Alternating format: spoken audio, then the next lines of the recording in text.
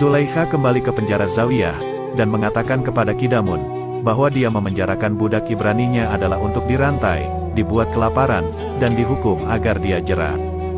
Tapi mereka malah membiarkannya begitu saja. Kidamun langsung menyangkal perkataan Zulaikha itu, karena jika orang dirantai itu agar ia tak bisa lari, sedangkan Yuzarsif tidak akan melarikan diri. Orang yang dibuat lapar jika orang itu suka makan, sedangkan Yuzarsif tidak seperti itu. Tahanan yang dicambuk, jika dia melanggar aturan, sedangkan Yuzarsif tidak pernah melanggar aturan apapun. Perkataan Kidamun itu langsung membuat Zulaikha sadar, bahwa ia memang telah mengambil hati para penjaga, bahkan para tahanan yang lain. Kidamun pun mengungkapkan, bahwa memang semua orang di dalam penjara ini, sekarang sangat menghormati Yuzarsif, dan dia juga memaklumi jika Zulaikha terpikat kepadanya. Setelah itu Kalimama membujuk Yuzarsif agar kembali ke istana, dan mau menuruti semua permintaan dari Zulaikha. Akan tetapi Yuzarsif dengan lantang menolak ajakan itu, karena dia tidak ingin menukar kebebasannya dengan sebuah dosa. Zulaikha yang mengetahui hal itu pun menyuruh agar Yuzarsif terus dipenjarakan sampai ia mati membusuk di dalam penjara. Sementara itu di Kan'an, orang yang kemarin bertemu dengan Yuzarsif, menemui Yakub dan mengatakan bahwa dia bertemu dengan seorang pemuda yang ada di penjara. Dia menanyakan kabar Yakub. Ketika Yakub menanyakan apakah nama pemuda itu Yusuf, orang itu menjawab bahwa pemuda itu tidak menyebutkan namanya, dan hanya bertanya tentang Yakub saja. Dia juga berpesan agar Yakub mendoakan anak yang terpisah dari ayahnya. Hal itu langsung membuat Yakub berpikir, bahwa pemuda itu adalah Yusuf anaknya. Namun Benyamin mengira, bahwa pemuda itu bukanlah Yusuf. Karena apa yang Yusuf lakukan di Mesir, sampai ia harus dipenjara. Yakub pun berdoa agar Allah mengabulkan semua doa dari pemuda yang ada di tahanan itu, dan segera membebaskannya dari sana. Anikmahu akhirnya mendapatkan surat undangan dari Amunhotep, untuk menghadiri sebuah pertemuan di istana. Para pendeta berpikir, bahwa acara itu adalah sebuah perangkap, dan mengusulkan agar membawa pasukan Amun untuk berjaga-jaga jika terjadi bahaya di sana. Namun Anikmahu mempunyai ide, agar mereka mengundang beberapa pembesar kota, hadir di pertemuan itu. Agar Amunhotep tidak bisa menindak mereka di acara itu. Sementara itu di penjara Zawiyah, Apufis dan Inarus akan dibawa keluar untuk disidang di hadapan Amunhotep. Namun para tahanan lain mulai mempercayai lagi apa yang dikatakan oleh Yuzarsif, karena ini sudah hari ketiga saat dia menakwilkan mimpi Inarus dan Apufis. Seluruh tahanan menenangkan Apufis, karena mereka percaya jika Apufis akan ditempatkan di tempat yang terbaik oleh Allah.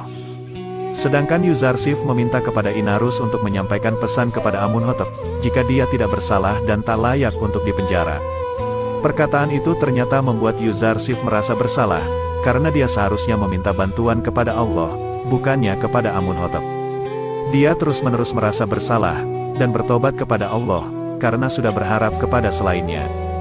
Akhirnya Jibril pun datang kepada Yuzarsif dan mengatakan, jika Yuzarsif tidak mengakui kesalahannya dan segera bertaubat, maka Allah akan langsung mengabaikannya, bahkan mencabut kenabiannya. Karena hal itu, yang sebenarnya Yuzarsif ditakdirkan hanya dipenjara selama 1 tahun saja, dia akan dipenjara 7 tahun lagi untuk menebus kesalahannya, dan membimbing para tahanan yang nantinya Yuzarsif akan membutuhkan banyak teman. Pendeta Kimuni yang lama di penjara, juga akhirnya dibawa oleh para penjaga bersama Apufis dan Inarus. Saat di perjalanan, Kimuni mulai mendesak agar Apufis tidak mau buka mulut di hadapan Amunhotep. Dia menyuruh agar Apufis mengatakan, jika waktu dia bersaksi di hadapan Putifar, dia tak tahan karena telah disiksa. Jika Apufis mengungkapkan semuanya kepada Amunhotep, maka keluarganya dijamin akan terkena kutukan dari Amun. Anikmahu akhirnya hadir di istana, yang sudah dihadiri banyak sekali pembesar-pembesar. Serta Amunhotep yang menyambutnya, langsung bertanya kepada Anikmahu, apa hukuman bagi para pemberontak yang berusaha membunuhnya. Semua orang pun bertanya-tanya, apa maksud dari pertanyaan Amunhotep yang terlihat marah itu. Dan Padiamun langsung mengatakan, bahwa banyak sekali orang yang ingin mengadu domba antara Amunhotep dan para petinggi kuil. Tapi Putifar langsung menyuruh agar penjaga membawa masuk Apufis dan Inarus. Yang langsung ditanyain, apakah mereka ada hubungannya dengan para pendeta saat berencana membunuh Amunhotep. Apophis langsung menjawab, bahwa para pendeta tidak ada hubungannya sama sekali dengan rencana pembunuhan itu, dan saat dia mengakui di depan Potifar itu, karena dia tidak tahan disiksa. Maka dari itu, dia mengarang cerita agar berhenti disiksa oleh para penjaga penjara.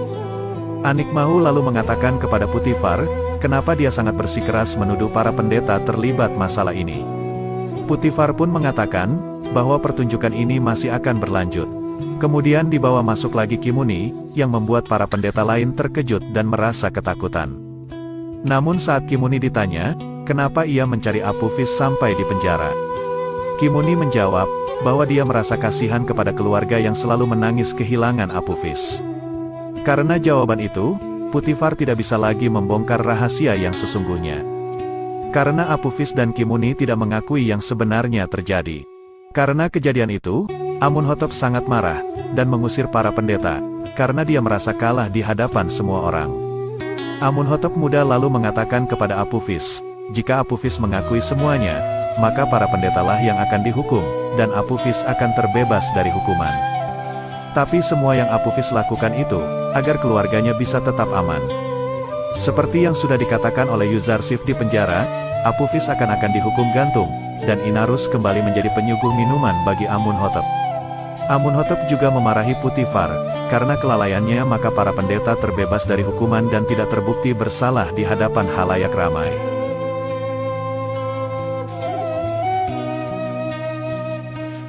Keesokan harinya Apophis dihukum gantung di alun-alun, disaksikan oleh seluruh warga kota dan para pendeta, yang terus menganggap Apophis adalah orang kafir, karena menjelek-jelekkan Dewa Amun dan para pendeta kuil.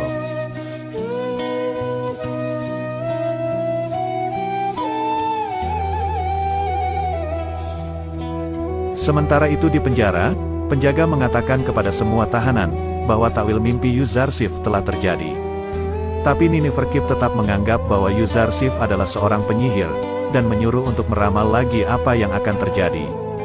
Yuzarsif menjelaskan bahwa itu bukanlah sihir, melainkan tanda-tanda Allah yang menjadi petunjuk baginya.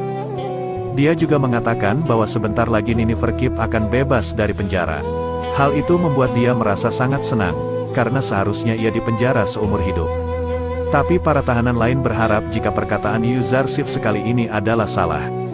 Sementara itu jasad Apophis yang masih tergantung, mulai dikerumuni oleh burung gagak, seperti apa yang dikatakan oleh Yuzarsif.